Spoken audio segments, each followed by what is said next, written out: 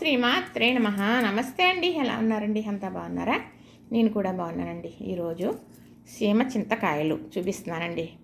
సీమ చింతకాయలు అని మరి ఈ కాయలు కాసే చెట్టుకి పేరు ఎలా వచ్చిందో తెలియదు కానీ మరి కాయలు అయితే చింతకాయలు కాదండి, పుల్లగా ఉండవు.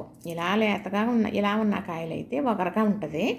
మరి ఇలా గద్దుళ్ళుకొని చూసారా, కాయ ముదిరిపోయి ఇలా పగుళ్ళు వచ్చేసి ఇదిగో చూసారా ఎలా రాలిపోయినాయో. ఇగో గుత్తులుగా అంటే లోపల గుడ్లు అలా సింతం గుడ్లులాగా నీ కొళ్ళు ఎలా ఉన్నాయో అంటారన్నమాట. అందుకు సింత గుడ్లు అంటారు.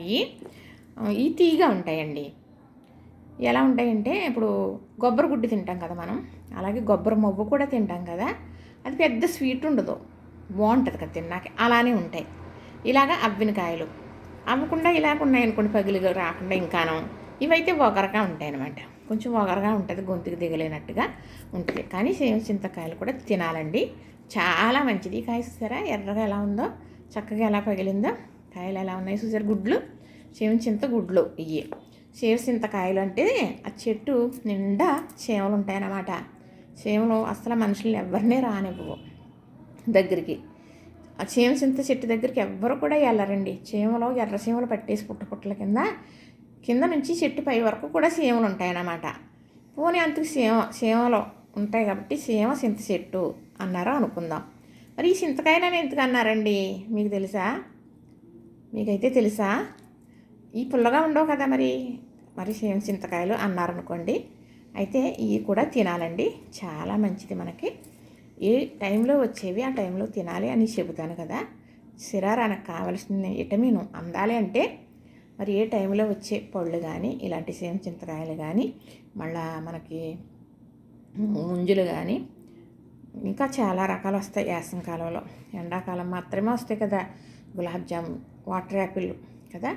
అలాగే జీడి మామిడి పళ్ళు కూడా వస్తాయండి. జీడి పిక్కలో ముదిరిపోయిన తర్వాత పళ్ళు అవుతాయి. అవి కూడా తినాలంట, చాలా మంచిది. పూర్వం మరి అన్నీ లభించేయండి.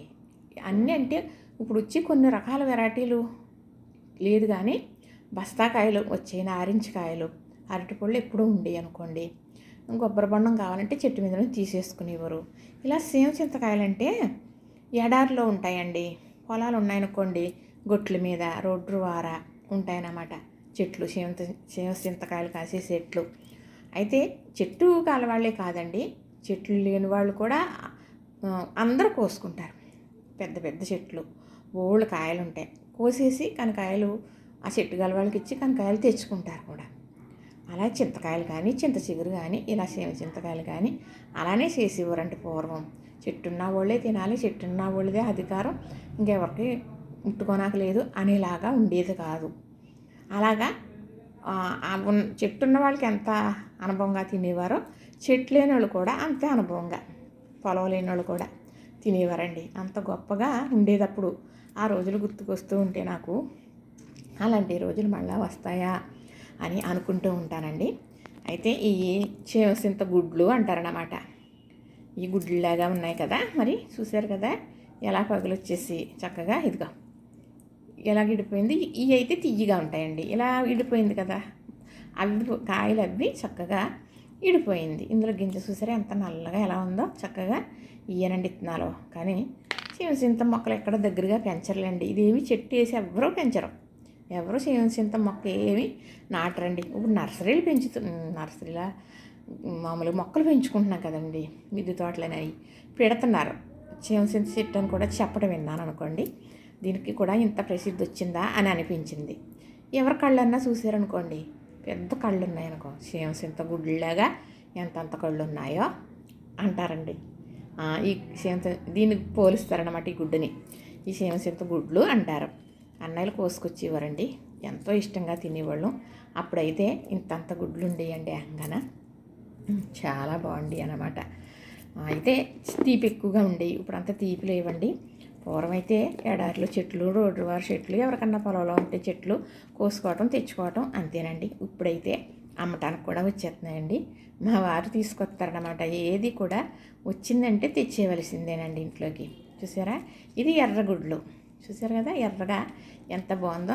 నా సెల్ అయితే మీకు కలర్ ఎక్కువ చూపించట్లేదు కానీ ఎరుపు చాలా బాగుందండి. ఇవి నాకేంటో కానీ చాలా ఇష్టం. కానీ ఎరుపని తెలుపని కాదు, ఒకటే రుచి ఉంటుందండి.